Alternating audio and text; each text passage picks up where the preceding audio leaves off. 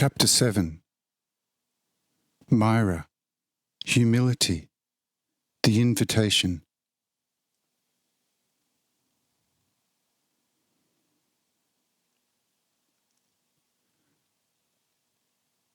These instructions made our Myra very happy, and so she went out with quite a serene courage, and announced to the fathers that they, since the meal was ready, should go into the hut according to the will of the Lord.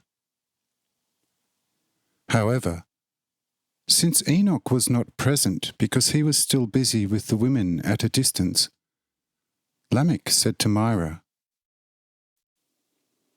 "Behold, Enoch is not finished yet, and without him we cannot go into the hut, since he is our common spiritual elder." And Myra replied to Lamech, "Well, that will be something. Is Enoch then more than the Lord? I think that every person owes the Lord more obedience than to any person. Enoch surely will know what he has to do. I have given to you my instructions, and that is enough. I cannot drag you into the hut, and the Lord has also not instructed me to do so. Do therefore what you want. I am free, and go back into the hut." But Lamech called her back and said to her, "Listen, you my most beautiful morning child, you're a little snippy.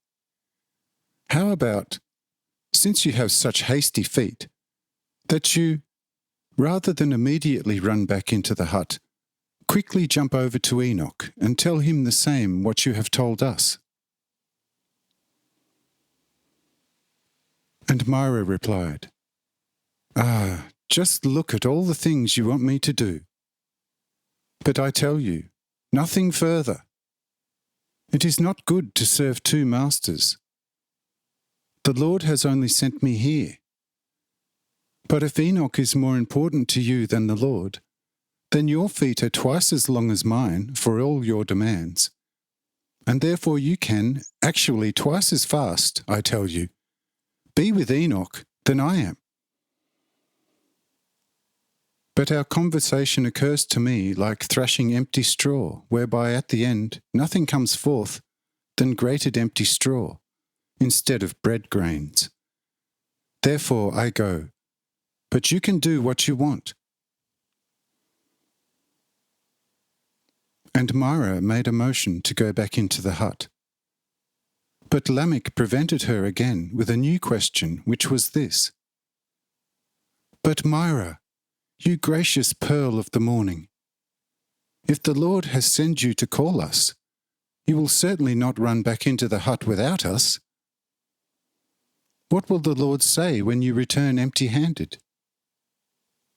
Will he not ask you seriously and say, 'But Myra, how did you execute my instructions to the fathers, so that no one wants to appear?' And if the Lord asks you this, what will you tell him as an excuse?" And Myra replied to Lamech very briefly, "I know nothing about the Lord telling me to carry you into the hut, only to invite you, and such I have done. But the success of this invitation is not my responsibility. Therefore I go." Now Adam came to Myra and said to her, delaying her once more, "Yes, my dear child, as long as you have not invited us arbitrarily. Otherwise everything would be all right."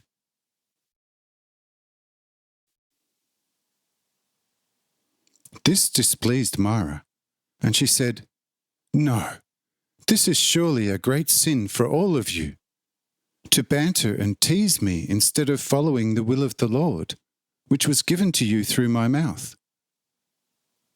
No, this is too much. I must tell the Lord at once." With that, she jumped into the hut and was just about to begin complaining to the Lord about the fathers. But the Lord cut her off and said to her, "Myra, why are you coming back alone? Where are the fathers?"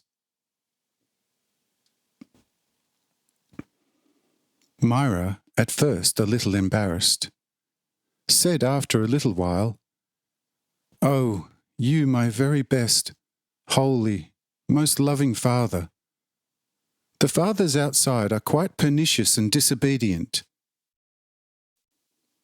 I told them just as you instructed me to do, but they... No, I will not say it." And the Lord said, "But what is it then with them?" And Myra said, "If you really want to know it, well, then you know it anyway without it being necessary to learn it from me." And the Lord said to her, "Behold, just now you admonished the fathers to be obedient, and now you want to disobey me to my face. How does this rhyme?" But Myra said, "O Lord, you look into my heart, where there is no disobedience towards you." And the Lord replied to her, "Behold, I know that you are a pure being. Nevertheless, you still have talked a little too harshly with the fathers.